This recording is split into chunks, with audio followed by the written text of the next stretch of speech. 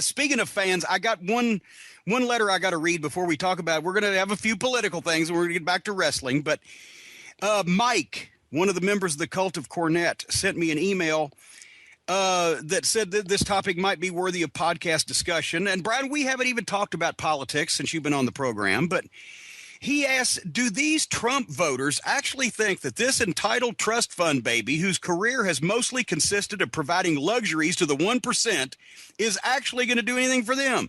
The average Trump supporter wouldn't even be allowed to set foot in one of his resorts. Donald Trump ranks as one of the least charitable billionaires on the planet. This is actually, and he provides a link. I can't give you the link verbally, but I checked it out, and according to newsexaminer.net, if you want to look that up, Donald Trump does rank as one of the least charitable billionaires. And Mike says, Vince McMahon is more charitable than Trump, but if that doesn't trigger some soul searching in a person, I don't know what would. If Trump actually wins, he'll use the office as a platform to help lower taxes even more for himself and his buddies and further deregulate industry guaranteed. It's mind-boggling that any working class person would support the guy. P.S. Some listeners might be looking for things to give up for Lent. I suggest they give up religion. Thank you, Mike. We appreciate that, and we hope that everybody takes it to heart. Can you imagine Donald Trump giving a cripple crab a crutch? He's a fucking billionaire. This is what the problem is to begin with. Yeah, I mean, I don't think the problem is inherent in being a billionaire. I think the problem is inherent in, he can't give specifics, and it's something that's followed him throughout his life. They say, how are you going to get Mexico to build that wall? And he goes, trust me, we will. And, how are you going to take care of all this? Trust me, I built a great company. I have great people working for me. I'll do it. And, I'm going to be great. You're going to love me. Yeah, and that's actually what he said. He said one time they asked him a question, how are you going to do this? He said, I'm going to be great. You're going to love me at this. What the fuck? And, there's a great documentary anyone can access. It's on Vimeo. If you put it in a search, it'll come up. It's called Trump, What's the Deal? And it goes into, this is the same stuff he pulled in Atlantic City, where he said, before the casino board, don't worry, the banks are going to work with me because I'm Trump and they think I'm great because I'm great and I'm Trump. And everything he said was going to happen with such confidence didn't happen, and his business went bankrupt there. And it's just, I think people like confidence, people like power, and he is a masterful worker. He may be the greatest worker in the history of politics so far with his success. But he's a pro wrestling heel. Well, you live up there. Is Atlantic City still a shithole? It is a shithole. I don't think much will change. I believe he is no longer involved actively with any of the Trump casinos. He was removed from the board of directors, and I think some of it may be, he realized he had to get distance because that's one of the big failures. I mean, look, he has a list of failures: Trump steaks, Trump water, Trump the board game. Just one after another. I mean, he had. There's another great documentary about his battle with the people in Scotland, where he tried to just, bully these people, not necessarily eminent domain, but the Scottish are not easy to bully either. Well, it's a documentary on Netflix about how he wanted to build a golf course and these people wouldn't move. They wouldn't budge. And they started putting up large signs on their properties, Trump go home and Trump is the devil and all this stuff. And, it's hysterical. But yeah, I mean, it's fascinating. He's still threatening to run as an independent if, as he puts it, they're not fair to him. I'm not exactly sure what fair is. But as I said at the beginning, I don't think being a billionaire or being rich is inherently wrong. Although when you're born filthy rich, when you're born on third base and you think you hit a triple, that's a problem. And it's if he runs as an independent, it's going to split the Republican vote for sure. And it'll take a little bit out of the Democrats, too. Well, that's what I thought at the beginning, and I guess I need to correct myself again because I made a mistake here on the program. I thought that he was running at first simply because he could cut the promo to where a bunch of these knuckleheads and people who don't actually check into things like facts and reality would say, oh, yeah, boy, he's going to do great. And I thought he was trying to use it as leverage to get something out of the Republican Party to go away so that they could have their real election. I didn't dream in a million years that he actually thought that he could be president or would want to be president. But now I'm assuming that whatever monetary or financial value that he could get out of going away has been replaced in his mind by the ego that he's got, that he thinks that he could actually run this fucking country and do this shit that he's talking about. And the problem is he could probably do the shit that he's talking about that would cause the most harm. He just can't do any of the things he's talking about that could actually help anybody. Right. And, I think the other part of the problem is is the field he's running against, because for the most part, none of them have been able to display them, whether you agree with them or not. I'll tell you, the starter's gun went off and it shot my horse. What a field, Well, no, I mean, here's the thing. I think Kasich is interesting because he at least is not just coming out there and ripping everyone, but he labeled George Bush as weak, and George Bush, you know what? The electorate went with that. They now believe he's weak. Jeb Bush, excuse me. Yeah, well, if I forgive you for having the other Bush on your mind. Yeah, well, he's in the news, but every single person, I mean, he's not really running against a great field. Marco Rubio has been exposed as really just being a trained politician, someone who's memorized lines and spits them out. Ted Cruz, I mean, he's a liar. The way they're labeling him is true. He's someone who says different things at different times and has run a somewhat scandalous campaign with all the lies he's put out about everyone in his path.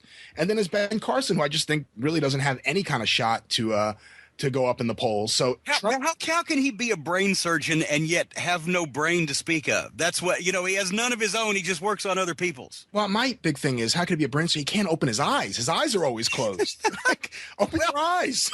Hey, if you're a Republican, it's best that you go around with your eyes closed. And here's as Bolin would say, Trump has managed to submerge past the rest of the GOP field simply because of the lack of, as you said, lack of quality of opposition. And now they want to stack the Supreme Court. It was a big news last weekend. Justice Scalia found dead in a resort, poor fellow. I'm not making mockery of his death, but I guess if you have to die of a heart attack at the age of 79 or whatever, a fancy resort's the place to do it. But now, no autopsy, and they found a pillow over his head. Something's up there. I'm serious. They found him with a pillow over his head, and there's no autopsy. Was Trump in the same resort? We got to check on that, because now here's the thing. Now they're saying, oh, Obama. Correct me if I'm wrong, because you're a very intelligent person. It is the constitutional duty of the President of the United States, when an opening comes on the Supreme Court, to nominate the person that he feels is best for the job, and then it goes through the various approval committees and et cetera, and Congress votes and all that stuff and everything. They don't even want Obama, who, by the way, is a constitutional law professor, Harvard educated. He ought to know. They don't want Obama to nominate anyone for the next 10 months until a new president gets in, because that way they well, maybe we got a shot at winning and we'll stack the deck. Well, I think there's a few interesting things at play here. One of them is, they're making this bet, and it'll be interesting to see how it plays out. But if the Republican Party loses, then we're going to have a real problem, because now they put their foot in the ground. They say, we're not moving. And then if Bernie or Hillary become president and they have to nominate the next Supreme Court justice, there's going to be a big issue there. Now, in terms of what's going on here, the Republican Party, now they've kind of pivoted, and all the candidates are basically just admitting this is politics. We're just doing this as a political tool. We're going to block him. But at first they were trying to cite the Thurman rule, which is an unofficial rule that Strom Thurmond in 1968 said that he didn't want. And it wasn't even. And Strom Thurmond, there was a champion of people's rights, by the way, Senator Strom Thurmond. Yeah, but that wasn't even to nominate a Supreme Court judge. That was for one of the Supreme Court justices to become the Chief Justice. So someone who was already on the court to be boosted to the role of Chief Justice. So, I mean, well, basically it comes down to, once again, there are enough suckers in this country that believe this Republican horseshit. They talk about the Constitution and they talk about people's rights and freedoms, except when it contradicts what they want the Constitution to say, or the freedoms that they want people to have or not have, or that they don't agree with. So it doesn't even matter if the president now, which he will nominate someone, he will do what he's supposed to do per the Constitution, and then the Republicans will do everything they can to block it. Cruz has already said that he's going to filibuster it, which, hearing Ted Cruz speak for any length of time is a threat to be taken seriously. But folks, it's the luck of the draw. When a Supreme Court justice dies, if it's a Democratic president, we get somebody nominated who will make some sane, reasonable decisions to try to help people. And if it's a Republican president, we'll get some Cro-Magnon caveman that's going to try to take away people's abortion rights. They're going to try to fuck with our health care. They're going to ask God to save the planet from climate change, and they're going to slingshot us back to the Bronze Age. That's the way that this shit works.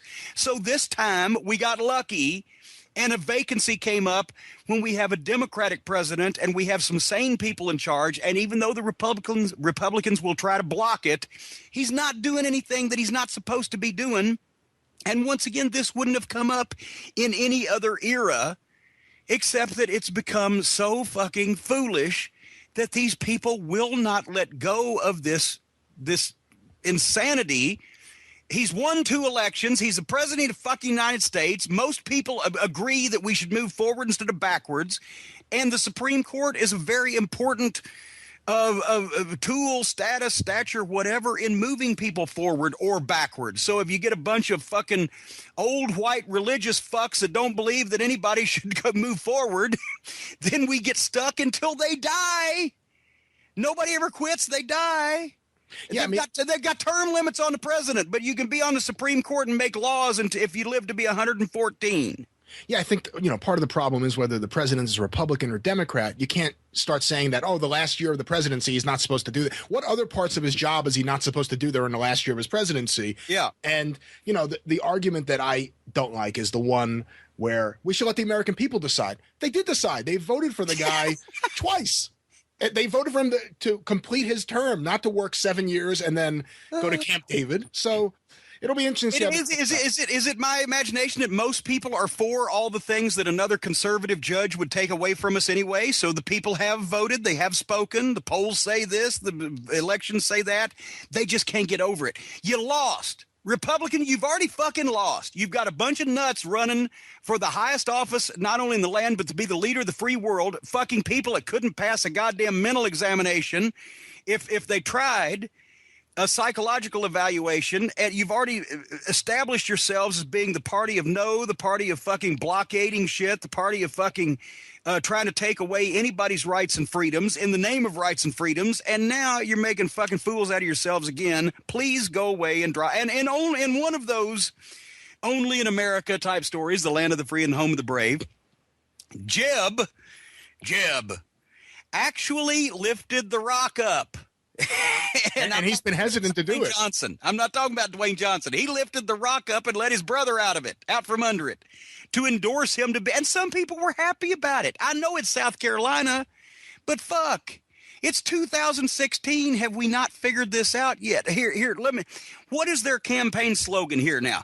Unnecessary wars, trillions of dollars of debt, thousands of Americans killed, and many more maimed. Families torn apart, global economic calamity, millions of Americans' retirement funds ruined, America being a worldwide laughingstock. We need some more of that. Yeah, I mean, that's the thing that gets me. I'm someone who, other than the comedic value, and I thought he was a comedic genius, I don't think George Bush was in any way anything close to a good president. And when the thing that drives me crazy, and this is where I'll give Trump credit, and I think Trump speaks to more of the Republican Party than people realize when he says this, when he points out George Bush didn't keep us at 9/11 happened under his watch, but I would go further. Katrina happened under his watch. The economy went down under his watch. Destabilizing the Middle East, which in turn destabilized the entire world, happened under his watch. He created ISIS. Yeah, I mean, so just the whole "he kept us safe" thing, and it just drives me crazy because that's the very last thing his administration did. And I think if you look at it objectively, that's the only way you can come to. It's the only conclusion you can come to. I got to get to the Jake Roberts story because we got a lot of this thing. Nice transition there. Nice transition. No, but I'm gonna say one more thing. Anybody who thinks that you should elect another Bush to any kind of public office, including fucking dog catcher of Houma, Louisiana, those people should not have the right to vote. They shouldn't be allowed to breed in this day and age with what we fucking know, what we've proven. And why not just bring Dick Cheney back out of wherever where do they put fucking he's starring. He's starring on network television, Lucifer, every Monday night on the network. One of the funniest lines in the debate the other night was, Jeb is now getting defensive. He's, Donald Trump's been saying these things about my family. My mother's a saint. And Trump jumps in. He goes, well, then she should be running. If you're going to set it up like T-ball for these fucking people, Anyway, I'm gobsmacked. I'm gobsmacked. That's the last thing that we need. We don't need more Republicans. We don't need more Bushes. We don't need more of any of that shit. We had enough. Fuck. How long does it take you people to look at a horseshoe, as the old joke goes? I won't even tell you the joke.